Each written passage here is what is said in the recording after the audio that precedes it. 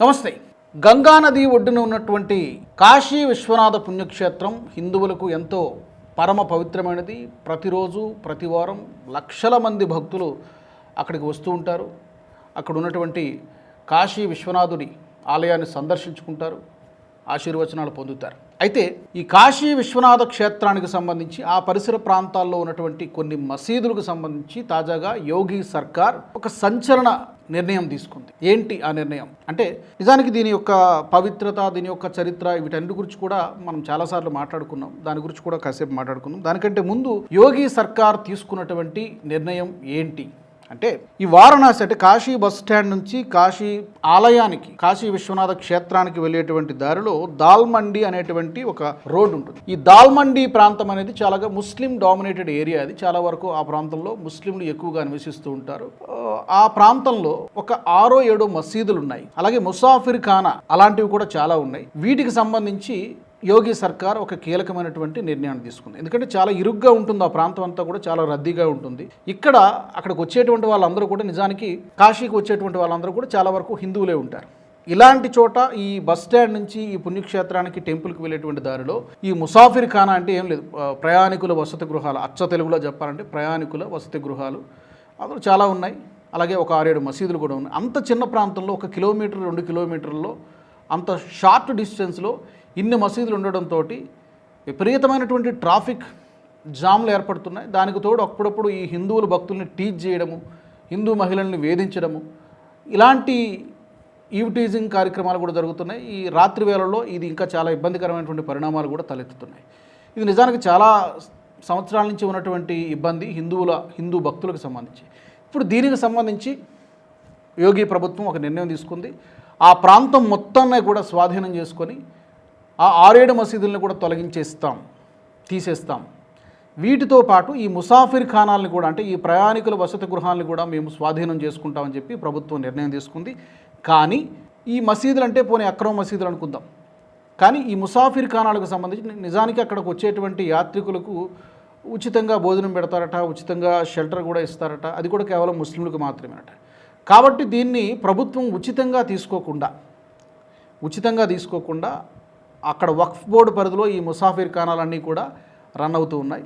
వక్ఫ్ బోర్డుతో సంప్రదింపులు జరిపి ఆ ప్రాంతం అంతా కూడా, ఏది దాల్మండి ఏరియాలో ఉన్నటువంటి ఆ ప్రాంతం అంతా కూడా వక్ఫ్ బోర్డుతో సంప్రదింపులు జరిపి సుమారు 190 కోట్ల రూపాయలు ఖర్చు పెట్టి సుమారు 125 చదరపు అడుగుల స్థలాన్ని రోడ్ ఎక్స్పాండ్ చేస్తూ ఉన్నారు, వైడన్ చేస్తూ ఉన్నారు. ప్రస్తుతం అక్కడ 20 అడుగుల రోడ్డు మాత్రమే ఉంది, చాలా ఇరుగ్గా ఉందని చెప్తున్నారు భక్తులు. ఈ 20 అడుగుల రోడ్డుని 60 అడుగుల రోడ్డుగా ఎక్స్పాండ్ చేస్తూ భక్తులకు ఎలాంటి అసౌకర్యాలు కలగకుండా అక్కడ ఉన్నటువంటి మసీదులన్నింటినీ కూడా తొలగించి, ఈ ముసాఫిర్ ఖానాలు కూడా తొలగించి దాన్ని మోడర్నైజ్ చేసేటువంటి ప్రయత్నం యోగి సర్కార్ చేస్తోంది.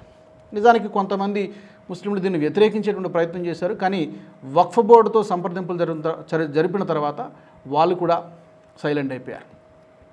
మొత్తానికి హిందూ భక్తులకు ఎక్కడ అసౌకర్యం కలిగినా కూడా ఊరుకునేటువంటి ప్రసక్తి లేదు అనేటువంటి విషయాన్ని మరొకసారి యోగి సర్కార్ నిరూపించింది.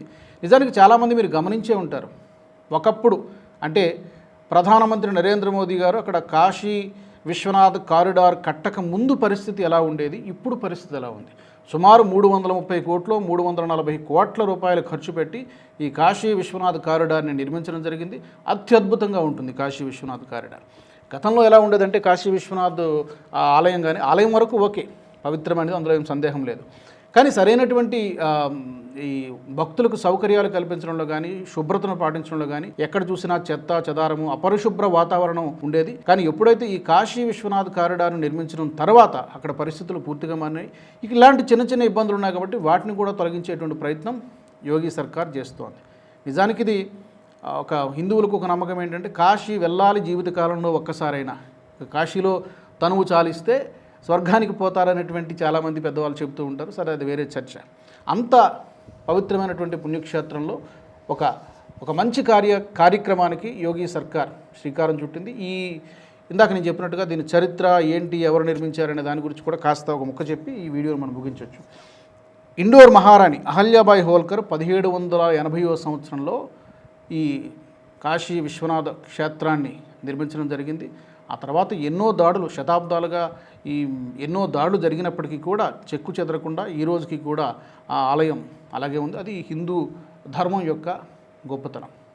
నిజానికి ఈ చర్య తీసుకున్న తర్వాత చాలామంది హిందూ భక్తులు ఏమంటున్నారంటే కేవలం కాశీలో మాత్రమే కాదు, దేశవ్యాప్తంగా లేదా ఉత్తరప్రదేశ్ రాష్ట్ర వ్యాప్తంగా తమిళనాడు కానీ కేరళ కానీ ఎక్కడైనా కూడా ఇలాంటి చర్యలు అన్ని చోట్ల కూడా తీసుకోవాలి. ఆ ఆలయ పరిసరాల్లో అన్యమత ప్రచారం జరగకూడదు.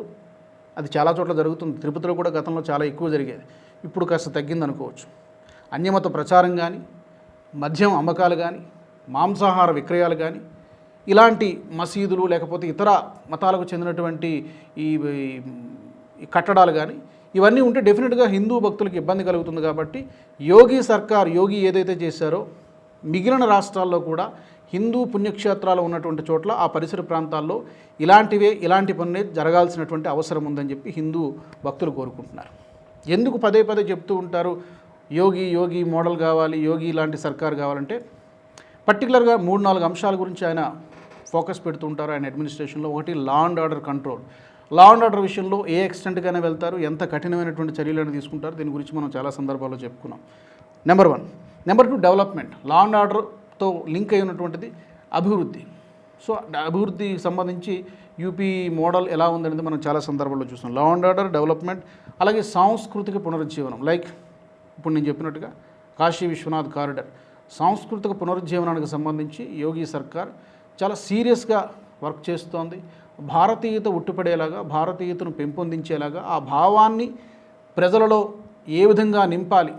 ఎందుకంటే ఇప్పుడు అంతా కూడా వెస్టర్నైజేషన్ అయిపోయింది, పాశ్చాత్య ప్రభావంతో మన లైఫ్ స్టైల్ కూడా మారిపోయింది. మళ్ళీ భారతీయత వైపు అడుగులు పడాలి అంటే ఈ సాంస్కృతిక పునరుజ్జీవనం చాలా చాలా అవసరం. కల్చరల్ రినైసెన్స్ అంటారు.